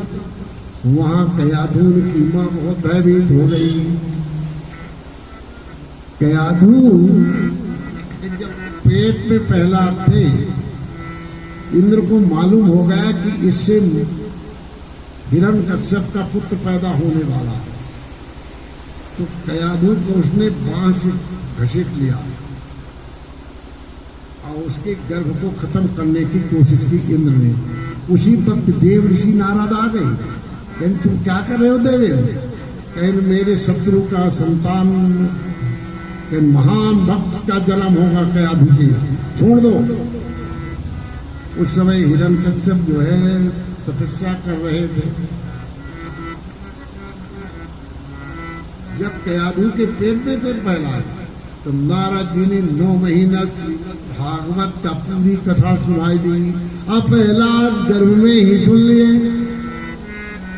भैया तुम्हारा यजुर्वेद क्या कहता है?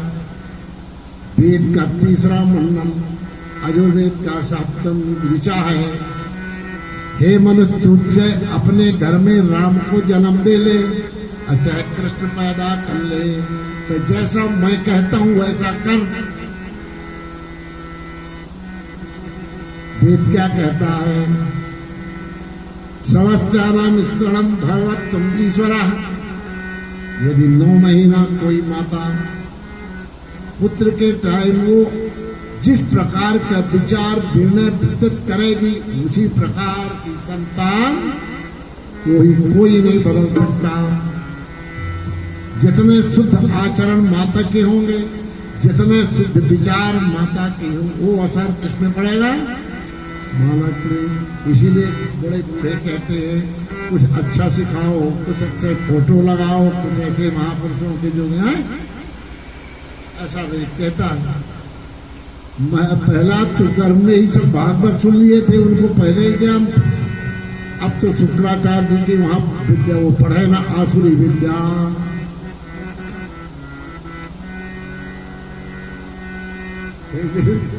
प्रहलाद ने बहुत से बच्चों को इकट्ठा कर लिया और उनको उपदेश देने लगे। भक्त प्रहलाद वैष्णवम धर्मम पाठम यथास्थानाम सेवो।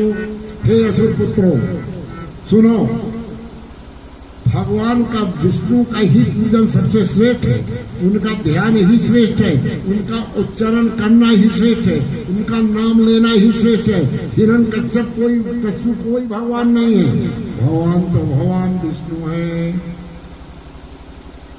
और उन्होंने ऐसा करके सब यही गाना शुरू कर पूरे स्कूल में ये प्रचार उन्होंने कर दिया। शुक्राचार्य सोचे कि अब तो हमारी मौत आ गई, हमको मार डालेगा चेला। वैसा असुरों के जो गुरु शुक्राचार्य है उनका कहने क्या, वो कभी गुरु की आज्ञा का पालन जब मतलब की होती है, जैसे आज से सेना मतलब की बात हो तो मान ले, अभी नहीं मानते हैं। शुक्राचार्य हिरण्यकश्यप कहा इसको मार डालो। शुक्राचार्य जी ने अपने तपोबल से त्रस्ता उत्पन्न कर दी।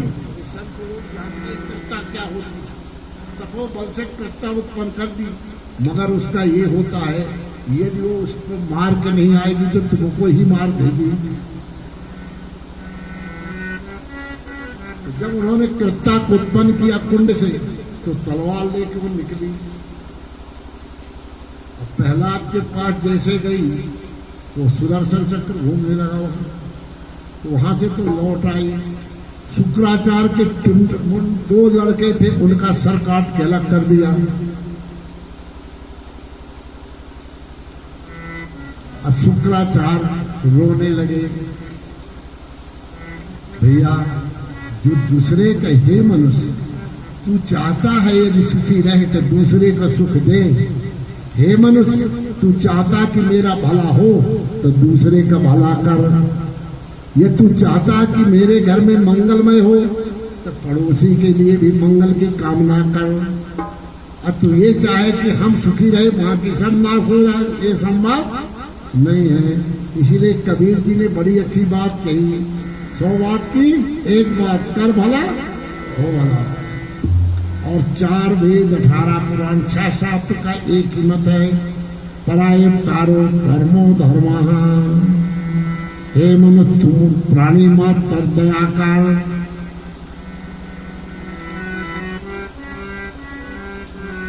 जब तुम दूसरों में दया करोगे तुम पर दया भगवान की अपने आप ही बरसेगी।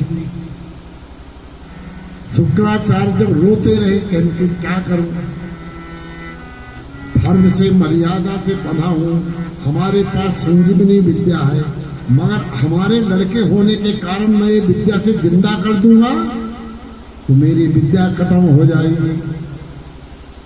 मित्रों याद रखना, जो सिद्धियां होती हैं वो अपने लिए नहीं होती, दूसरों के लिए। जो सिद्धि अपने हित के लिए प्रयोग करते हैं, संत लोग कभी भी सिद्धि सिद्ध करते हैं अपने लिए, भूखे पड़े रहेंगे पर अपने लिए।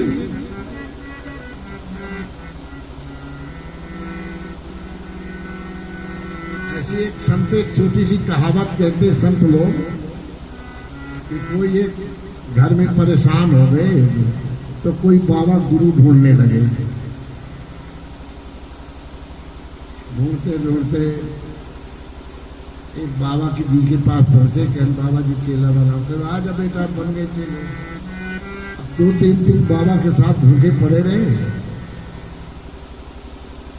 बाबा ने देखा कि लड़का भूखा है, बोले नीम की पत्ती ले आओ बेटे, इसको कूट लो। तो उन्होंने नीम की पत्ती लाए, कूटे, 2 लड्डू बड़े बड़े जैसा नियम बनाती है क्लब बना दिए। भोग लगा दो महादेव को, एक तुम खा लो एक मेरे के दो। जब वो लड्डू का भोग लगाए ले आए तो 2 लड्डू इतने मीठे थे, क्या चेला खुश हो गया, पेट भर गया। 6 महीना हो गए यही बाबा जी की सेवा करते। अब चेला सोचा कि नुकसान तो हमने प्राप्त कर लिया, अब ये बाबा की क्या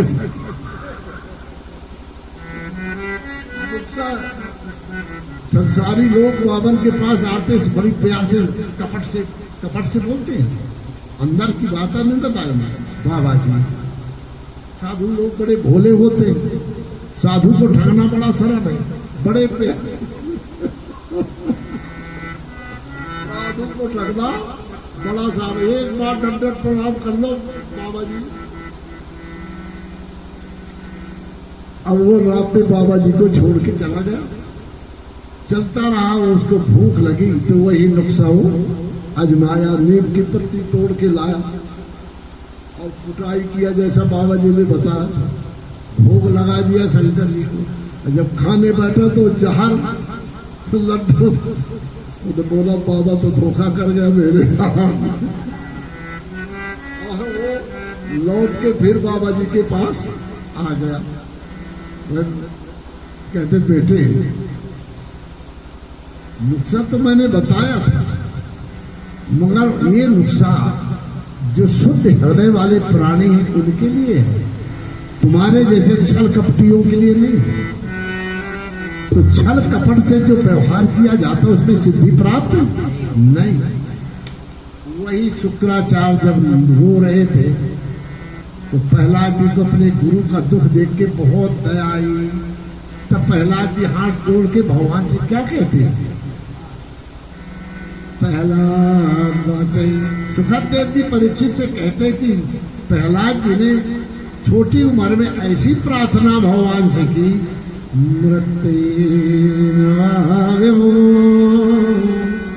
सुखानाथ विष्णु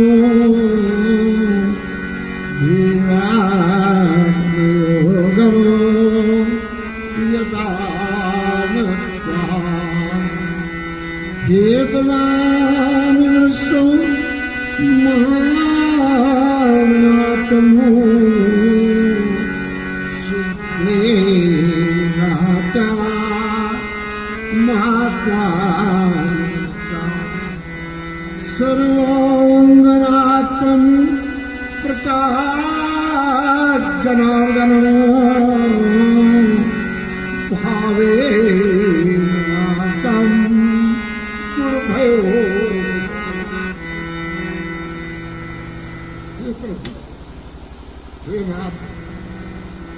मेरे गुरु बहुत दुखी है, मैं अपने गुरु का दुख देख नहीं सकता। हे दीनानाथ, हे भक्त वत्सल प्रभु, मेरे दोनों पुत्र गुरु की जिंदा हो।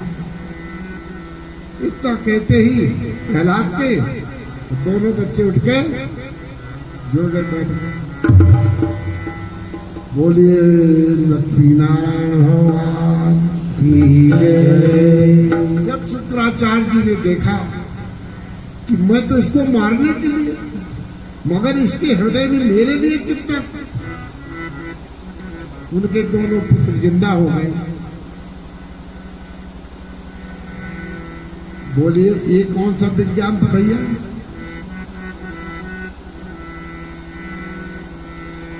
ये कौन सा विज्ञान? आज कहते हैं हम इतना विज्ञान तरक्की में है, चांद पर पहुंच गए।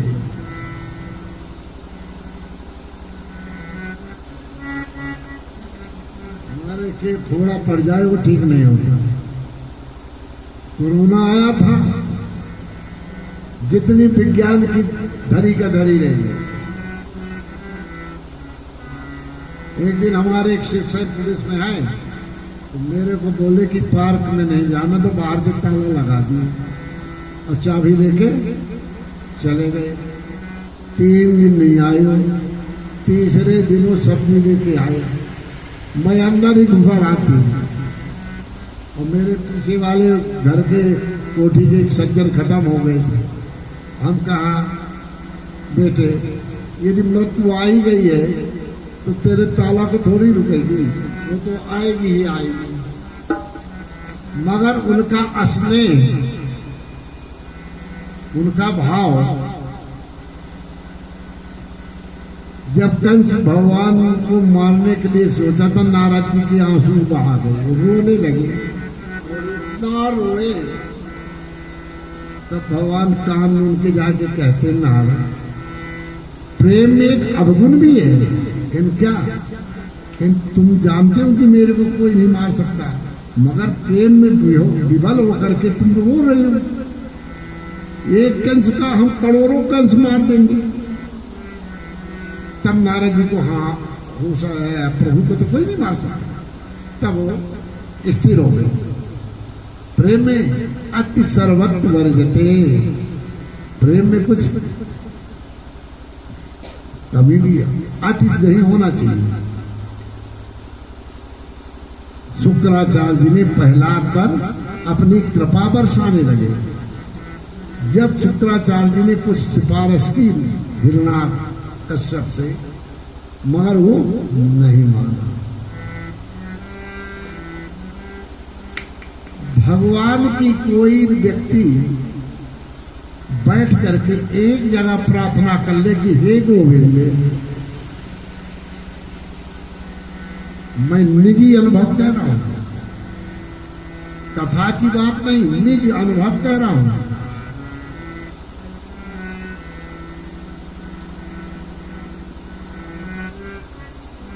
भगवान कहते शंकर जी पार्वती मेरा निजी अनुभव है।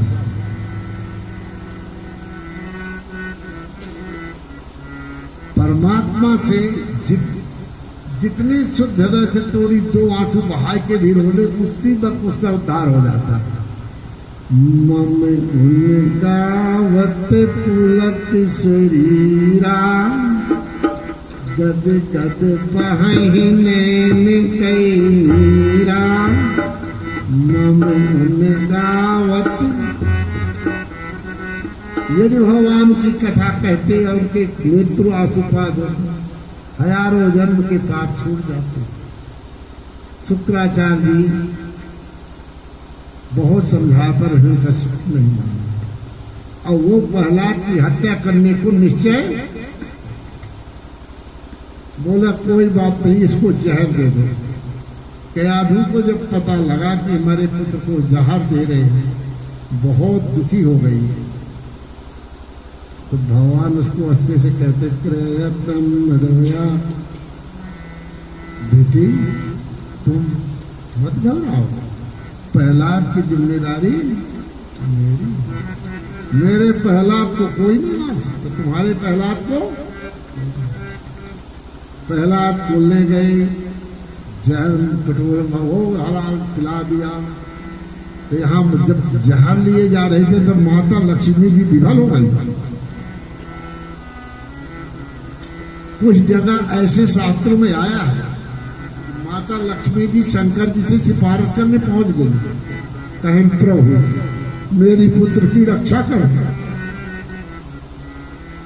कहीं देवी तुम्हारे पुत्र को क्या हुआ? कहना आप देख रहे हैं कि हमारे पुत्र प्रहलाद को जाके आप ही बचा सकते हो। कहीं देवी तुम निश्चिंत रहो। महादेव आके प्रहलाद के कंठ में बैठ गए।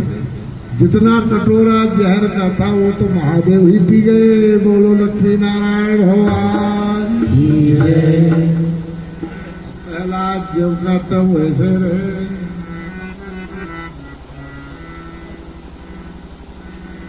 कभी कभी आपने देखा होगा कि कथा में निद्रा क्यों आती, कभी सोचा? एक बार एक कथा हो रही थी तो वहां हनुमान जी जहां हरी कथा होती वहां जरूर वर्तित होते हैं, चाहे उनको कोई पहचाने।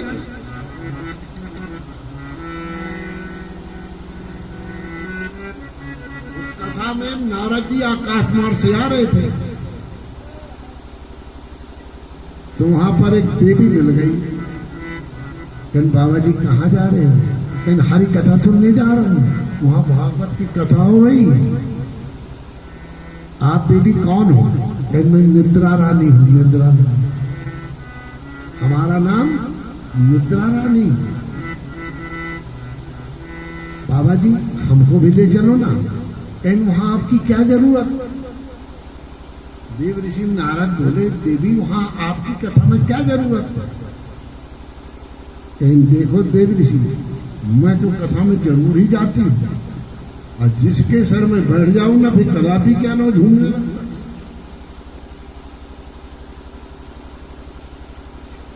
नारद जी बोले कि आज क्यों ना हम देवी निद्रा रानी को पाठ सिखा दें। कहीं आ जाओ देवी चलो। निद्रा रानी आ गई नारद जी के साथ, और नारद जी ने ध्यान से देखा कि हनुमान कहाँ बैठे हैं। उन्होंने देखा कि एक कोढ़ी के रूप में वो वहां बैठे कोने में। देव ऋषि हम कहाँ बैठे? लेकिन वो जो बानर बैठा है ना नटखटा, उसके सर में बैठ गए। निद्रा रानी गई हनुमान जी के सर में बैठ गई। हनुमान जी जब कथा हो रही थी, हनुमान 2 बार ऐसा किए, तब हनुमान जी कहते अहम मत्वम रामम शरणम मदस्य हरि कीर्तनम यद ब्रह्मत्वाम यदम बानरा। मेरे को हरि कथा में असंभव। तब उन्होंने ध्यान से देखा कि सर में निद्रा रानी बैठी, केस फैलाए बैठी हुई। हनुमान जी सोचे कि यदि कथा में मार कूट किया तो यहाँ गड़बड़ होगा। जब किसी को उठना होता है तो हमारे संतों में एक बात आती है, हमारे महात्मा जी बैठे हैं, वो जनेऊ के यहाँ से हाथ डाले के निकालने लगे, ऐसे करेंगे सीधे निकल जाएंगे। हनुमान जी भी वही जनेऊ निकाले ऐसे करने लगे। अब पंडाल से बाहर चले गए और उन्होंने निद्रा रानी का केस पकड़ लिया, एक बार घुमा के पटक दिया जोर से। भगवान लक्ष्मी नारायण की जय। बहुत चिल्लाई। जब निद्रा रानी रोने लगी तब उनके दोनों लड़के आ गए निद्रा रानी के। माँ क्या हुआ क्या हुआ क्या हुआ? जानते हो निद्रा रानी के लड़के कौन है? आलस। क्या आलस? किसी प्राणी को आज तक ये पता नहीं लगा कि निद्रा कब आई और कब चली गई। किसी प्राणी को ये पता नहीं लगा। आप लोगों को लगा? कभी पता लगता है? सिर्फ आलस का पता लगता है। लड़के बोले माँ क्यों रो रही हो? कहीं तो ये इसके सर में तुम क्यों गलत जगह बैठ गई माँ? यहाँ आपको नहीं बैठना चाहिए था, ये तो आपको छोड़ दिया, इतना काफी है। कहीं माँ मैं चलता हूँ, आपको बताता हूँ आपको कहाँ बैठना चाहिए। बड़े बड़े सेठ बैठे हुए थे, बड़ी बड़ी पेटी किए, हाथ लगा के आलस ने देखा कि चौधरी साहब क्या खा के आए हैं।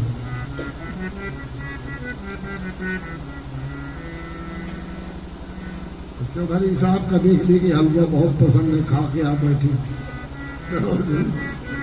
माँ ये चौधरी साहब के सर में बैठ जाओ, यही जगह ठीक है।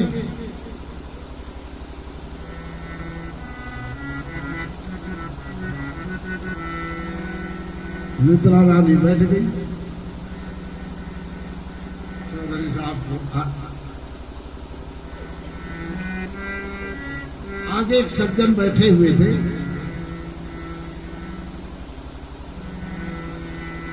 उन चौधरी साहब के यहाँ कपड़े का व्यापार होता। दुकान में उनके नींद आ गई। दुकान में बैठे, एक ग्राहक आया, बोला चौधरी साहब 2.5 मीटर कपड़े दे दो। तो उन्होंने जो सामने वाले सज्जन बैठे उनका कुर्ता 2.5 मीटर नापे। बोले कृष्ण भगवान की जय। और कुर्ता फाड़ दिए और सज्जन बोले तुम क्या कर रहे हो चौधरी? अरे मैं तो सपनों में कपड़ा बेच रहा हूँ।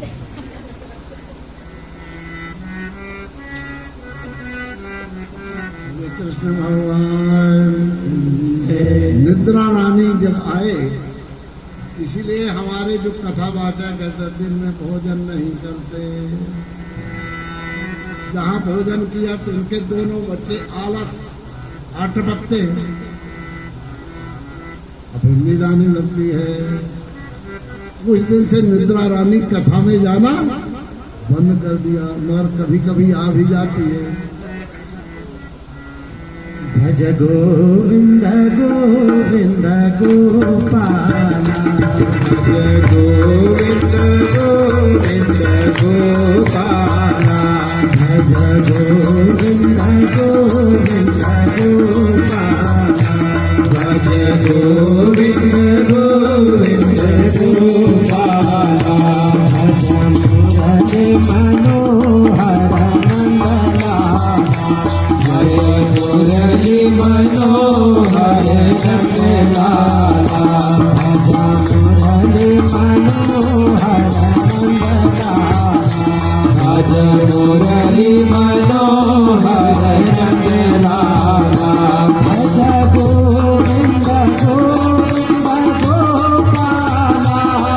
गोविंद गोविंद गोपाला भज गोविंद गोविंद गोपाला भज गोविंद गोविंद गोपाला भज गोविंद गोविंद गोपाला भज गोविंद गोविंद गोपाला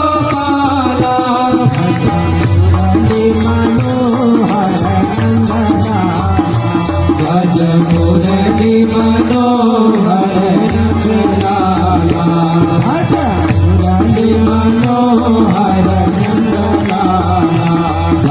मुरली मनोहर नंदलाला भज मुरली मनोहर नंदलाला भज मुरली मनोहर नंदलाला भज मुरली मनोहर नंदलाला भज मुरली मनोहर नंदलाला भज मुरली मनोहर नंदलाला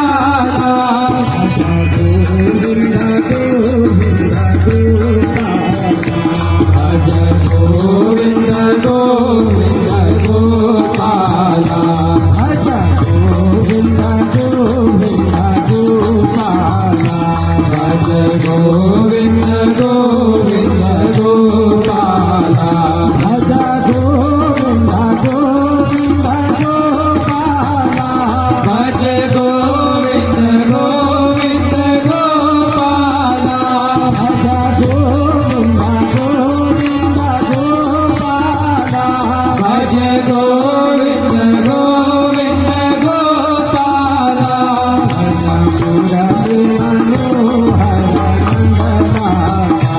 भज मुरली मनोहर नंदलाला भज मुरली मनोहर नंदलाला भज मुरली मनोहर नंदलाला भज मुरली मनोहर नंदलाला भज गोविंद गोविंद गोपाला भज गोविंद गोविंद गोपाला श्री कृष्ण कन्हैया लाल की जय जय श्री राधे जय जय श्री राधे जय जय श्री राधे श्याम। भगवत प्रेमियों,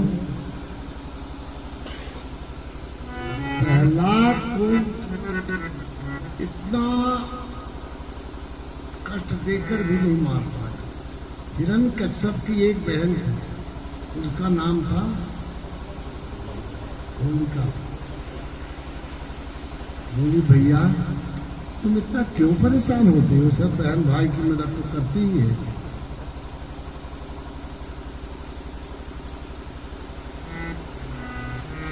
मेरे को ब्रह्मा जी का वरदान है कि जिस बालक को लेकर मैं अपने गोदी में बैठ जाऊंगा उसका तुरंत जल के भस्म हो जाएगा, मगर मैं नहीं जलूंगी।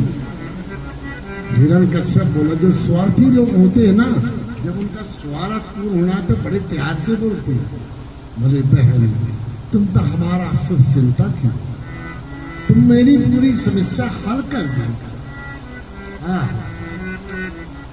आप इसको तुरंत एक काम को कर दो। मैं तो पूरा प्रयास करने पर भी भाला से मारता हूँ तो भाला निकल जाता है, तलवार से काटता हूँ कटता नहीं है, जाल से मरता नहीं है, हम पहाड़ों से फिरवाता हूँ तो ये नहीं मरता, सर्फों के बीच में छोड़ देता, सर्फ इसको काटते ही नहीं, इसी से प्यार करने लगते हैं। पता नहीं ये कौन सी माया जानता है। आग में फेंक देता हूँ ये जलता नहीं। बहन तुम मेरी मदद करो इस कार्य में।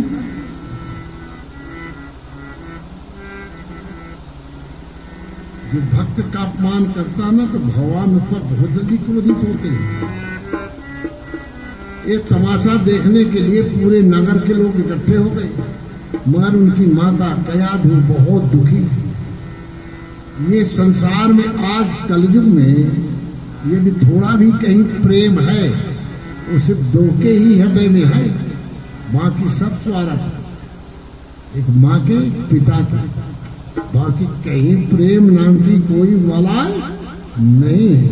और जो भी कहीं दिखता है कि यह प्रेम है वो सब स्वार्थपूर्ण है। स्वार्थ लाग करहि सब प्रीति, सुर नर मुनि की सब रीति। स्वार्थ लाग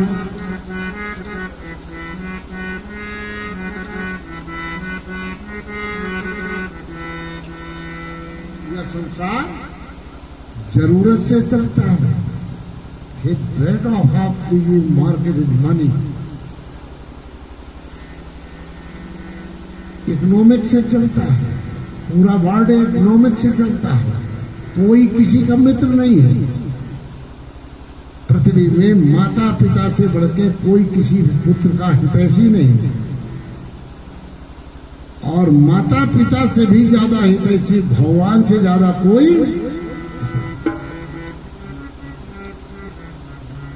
ये तो संसारिक माता पिता है, वो तो पूरे ब्रह्मांड के जीव के सबके माता पिता, सबकी आत्मा है।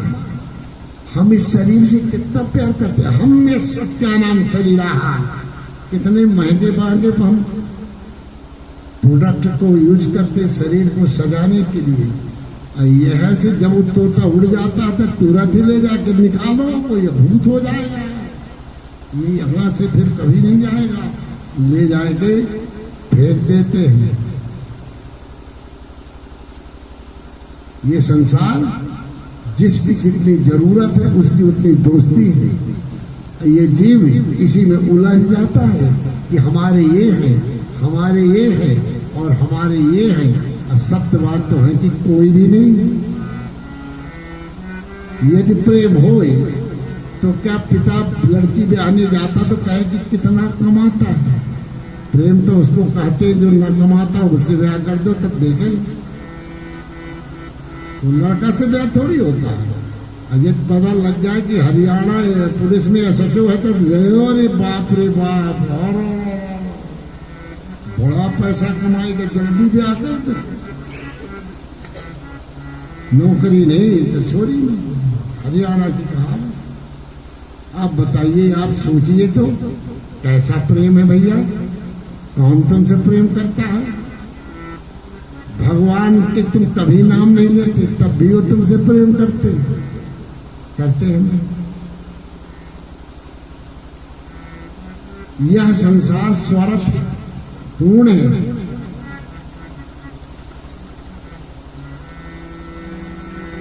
कुछ तो ऐसे भी प्राणी होते कि परमात्मा में गलती भूलने लगते हैं। कहते ये काम ठीक नहीं किया, ये काम ठीक नहीं किया। परमात्मा को इस वक्त हवा नहीं चलाना चाहिए था, बारिश नहीं होना चाहिए था, बड़ा गलत किया। परमात्मा में तो अकल ही नहीं है। एक ऐसे विद्वान हुए हैं, फिलॉसफी के महान विद्वान 1517 शताब्दी में अमेरिका में, डॉक्टर विलियम। वो वहां फिलॉसफी के प्रोफेसर थे। एक दिन उनके मन में आया, आई हैव बिवर्ड गॉड ईश्वर। ईश्वर गलती करने में सबको दंड देता है, मगर ईश्वर को दंड कौन दे? गलती तो ये भी करता है कि इतना बड़ा संसार बनाया तो गलती तो करता ही होगा। ये अपने पिए को बुलाए कर आ जाओ, पहले पता लगाओ। ईसाइयों में ईश्वर को परमेश्वर कहते हैं। पता लगाओ परमेश्वर कितनी गलती की है, उसी के अनुसार इसको दंड देंगे। पहले कारें नहीं थी 1570 में, यूरोप में भी गाड़ी नहीं थी, तो 4 घोड़े को पहिए की पग्घी चलती थी। उसमें डॉक्टर विलियम बैठ गए। अभी कंप्यूटर में रिसर्च मारो, अभी आ जाएगा डॉक्टर विलियम का चरित्र। महान विद्वान डॉक्टर विलियम ने, जानते हो क्या लिखा? प्रजातंत्र क्या है? प्रजातंत्र के बारे में डॉक्टर विलियम ने पुस्तक लिखा। लोकतंत्र क्या है? 10 गुंडा इकट्ठे होकर एक पार्टी बना ली, उस पार्टी का नाम रख लिए कुछ भी, और गुंडों के जहां व्यक्तिगत विचार का कोई महत्व नहीं। प्रजातंत्र गुंडों का राज। 10 गुंडा बना के पार्टी में, एक गुंडा प्रधानमंत्री, एक गुंडा मुख्यमंत्री, एक गुंडा सब बन के गुंडों का समूह। If I have to work, I get to run so. गुंडों का समूह। I not necessarily can't be happy.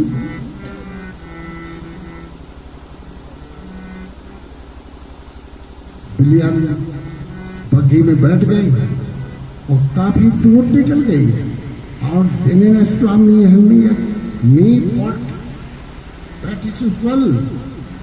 एक कद्दू लगा बिना रास्ते में, उसका वजन 70 किलो था। बोले आई बिलीव गॉड फाइन। देखो इसको उठा के देखा तो उठा नहीं। अपने सेक्रेटरी को बोले परमेश्वर की ये पहली गलती नोट कर। उसने नोट कर लिया। कहते यूरोपियन नाइट, इसमें अकल नहीं है। इतना पतला पेड़ और इतना मोटा फल, ये कोई अकल का काम परमेश्वर तो किया नहीं। ये कोई अकल की बात है। आप कोई यूएस गए, हमारे ठाकुर साहब गए होंगे, देखा है बहुत बड़ा कद्दू। एक दिन मैं अपने बच्चों के साथ चले गया मार्केट में, तो बोले हमने कद्दू को देख करके मेरा मन आया कि ले चले सब्जी बनाए। तो मैंने कहा इसको न्यूयॉर्क में, तो वो कहता है कद्दू जब कहा हम इसको दे देते, कहता है मेरा टिप क्या तुम बिग पाल रखा है इंडिया कंट्री इंडिया यहाँ उसको सुअर को खिलाया जाता है कद्दू वहां। तो मेरे कहते हैं तू सुअर पाल रखा है। मैं शर्म के मारा, मेरी बहू कहती चुप चुप हो गए, कुछ नहीं होगा। वो कद्दू को देख करके बिलियन आगे बढ़ गए, काफी दूर निकल गए। एक आम के पेड़ के नीचे गए, घूम घाम के। वो सब फिलॉसफी के विद्वान पागल होती। हम फिलॉसफी पढ़ते थे, दर्शन शास्त्र के विद्यार्थी थे बनारस में। तो लोग क्या कहते थे बच्चे, पागल ही पढ़ता है, पागल ही पढ़ाता है, पागल ही। ओशो भी फिलॉसफी के ही प्रोफेसर थे, रजनीश, उनको भी दुनिया पागल ही कहती। जब वो निकल गए आगे, आम के इधर उधर उधर देखा, छोटी छोटी कैरियां लग रही। उन्होंने अपने सेक्रेटरी को नोट, ये परमेश्वर की दूसरी गलती नोट कर। इतना मोटा पेड़, इतना लंबा और इतना सा छोटा फल, ये परमेश्वर की दूसरी गलती है, नोट करो। नोट करा दिया। विवेकशाली का मस्तिष्क 1 सेकंड खाली नहीं होता है, इसीलिए जल्दी बूढ़ा हो जाता है।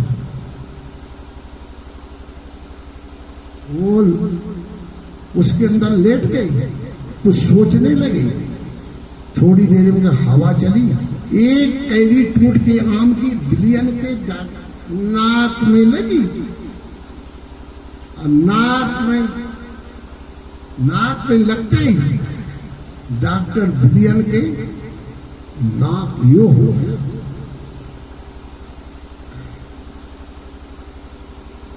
उठ के बैठ गए, अपने पीए को बुलाए कि परमेश्वर की दोनों गलती को काट दो। बोलो क्यों सर? कहीं इस कैरी की जगह कहीं वो कद्दू होता तो 55 किलो वाला, तो मैं राम नाम सत्य हो जाता। तब उन्होंने अपने डायरी में लिखा नीचे कविता, गॉड को मी करे टू डू हॉट राइट करे टू स्पीक करे टू। ईश्वर जो भी करता ठीक करता, उसके काम में कोई विचार मत करना। और अपना उन्होंने ठप्पा लगा दिया। यह सृष्टि को ईश्वर जैसे बनाता, वो अपने विवेक से बनाया और वैसे ही चलने दो।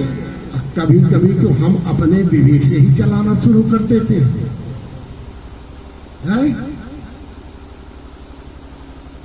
भगवान के जो भागवत है, संत लोग हैं, वो भगवान के कभी कोई कार्य में हस्तक्षेप नहीं करते।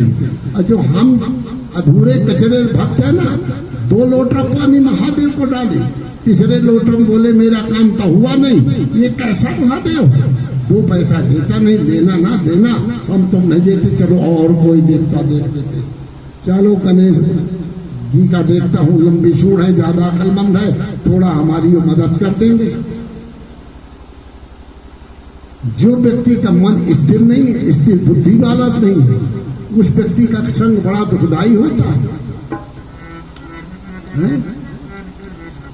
अब आगे श्रीमद् भागवत में सुखदेव जी कहते हैं कि राजा परीक्षित, यह भारत, उसमें एक भारत नाम के महान प्रतापी राजा हुए, जिनके नाम से ये भारत वर्ष पड़ा, और वो भगवान ऋषभ देव के सबसे बड़े पुत्र थे। ऋषभ देव के 100 पुत्र हुए, उनमें से सबसे भारत थे।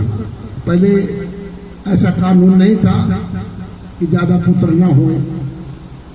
यदि हमारा आज का कानून भगवान कृष्ण होते ये भूमंडल में, तो कम से कम ऐसा 400 FIR दर्ज करते, कितनी शादी क्यों किए। पहले ऐसा नहीं था। महाराजा भारत का चरित्र इतना उज्जवल है श्रीमद् भागवत के अंदर। भारत खंड ब्रह्म स्वाज्ञात्मानं चराचरा विद्यात्मरम नरव। महाराजा भारत 100 अश्वयज्ञ किए, हर अश्वयज्ञ में उनके भगवान प्रकट होकर उनको चतुर्भुज रूप से दर्शन देते थे, और सब देवता उनके आगे ये इतना यज्ञ किए कि ब्राह्मणों ने दान लेने से भी इनकार कर दिया। बोला महाराज बहुत है, हम कहाँ रखेंगे। पहले हम जैसे पंडित तो नहीं थे ना, कि नहीं अगले साल पोते को रख लेंगे। पहले ऐसा नहीं करते थे। वैसे हिंदुस्तानी अपनी जिंदगी कभी जीता नहीं है।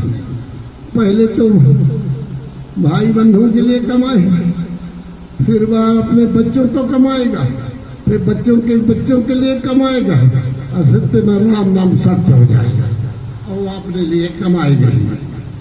अंग्रेज तो कहता है हम तो अपने लिए जीते हैं, अपनी जिंदगी जिएंगे, है न वो कभी 2 पैसा इकट्ठा है। यूएस में एक कहावत है कि brain what on country India है बैन। हिंदुस्तानी और चीटी 2 ही धन इकट्ठा करते हैं, और कोई दुनिया में धन इकट्ठा नहीं करता। और जब देश से देते हैं, माया से दूर रही हो। और देखो बाबाओं को देखे टीवी में रोज के, माया से दूर रही हो। आज मैं दर्शन को गया था, तो हमारे आचार्य जी अंदर चले गए। पुजारी जी ने उनको बुला लिया, तो दूसरा पुजारी का तेरी हिम्मत कैसे भाग गई, तू कौन है। आचार्य जी भी कोई कम नहीं थे, वो भी अकड़ गए। मैं देख रहा था बाहर का भगवान के घर, वाह।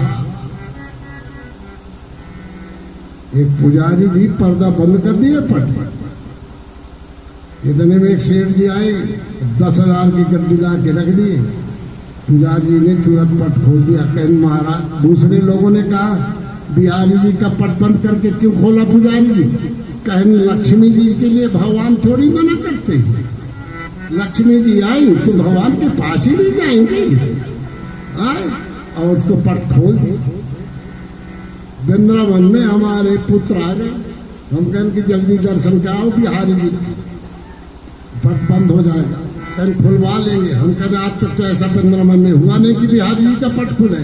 कहन तुम्हारे लिए नहीं हुआ होगा, हमारे भगवान हमें दर्शन दे देंगे। उन्होंने क्या बोलो, मैं तो यहाँ ना रहा हूँ, बाहर से आया हूँ, निकाह के पैसे तुरंत बिहारी जी का दर्शन करा दी। मैं बाहर खड़ा था, हुआ जय श्री राम, लक्ष्मी नारायण भगवान की जय। और लक्ष्मी के सर्वदा सत्वज्ञानम सैवेम्यम दशा नारायण। नारायण की वैल्यू इसीलिए कि उनके साथ लक्ष्मी जी हैं। यदि लक्ष्मी जी ना होती तो शायद है नारायण को कोई न पूछता। उनकी मार्केट इसलिए वैसे हमारे बिहारी जी की मार्केट बहुत तगड़ी है। वृंदावन में सबसे ज्यादा कमाई करते हैं। जो देवता जितनी बड़ी उसकी मार्केट हो, हमारी